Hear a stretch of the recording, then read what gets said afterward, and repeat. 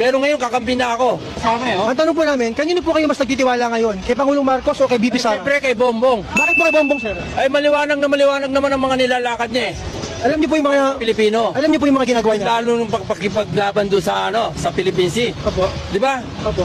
O, tama lang lahat ng mga ginagawa niya. Nung araw, galit ako sa amin yan eh.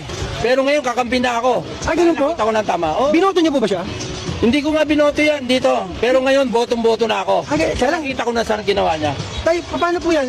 Tawag dito, di ba maraming mga sinasabi sa kanya? Bangag daw, yung minumura siya. Ba't ka maniniwala ron eh? Ang ganda-ganda ng ang mga bangag, yung hindi tama ang mga palakad sa gobyerno. Yung mga nakapagmumura, na wala naman sa sistema, di ba? O, yun ang bangag. Kasi hindi niya iniisip yung sinasabi sa kapwa Pilipino. O, Hindi po kayo pabor doon, Tay? Hindi po kayo pabor sa nagmumura? ay hindi. Meron ba namang taong gobyerno ka, magmumura ka? Eh, ito nga eh, tanggap niya lahat kahit na anong i-akusa sa kanya, pero wala naman silang patunay. Hindi po siya nagmumura, no? Oo, kasi binabaksak lang naman siya eh. Yan ang Pero totoo. dati hindi niyo siya binoto, Tay. Pero ngayon gusto niyo na siya. Oo, talagang totoo yun. Nakakagulat po yung pinsahe niya, Tay, ah. Ito, binoto ko nga yan eh, pero ngayon hindi ko na binoboto yan eh. Pagkat Tay, pag si BP Sara tumakbo sa 2028 presidential election, kumandidato ng presidente, boboto mo ba siya? Nako, ilalaban ko lahat ng pusahan ng mga kung ano meron ako ngayon. Dapat hindi na manalo yan.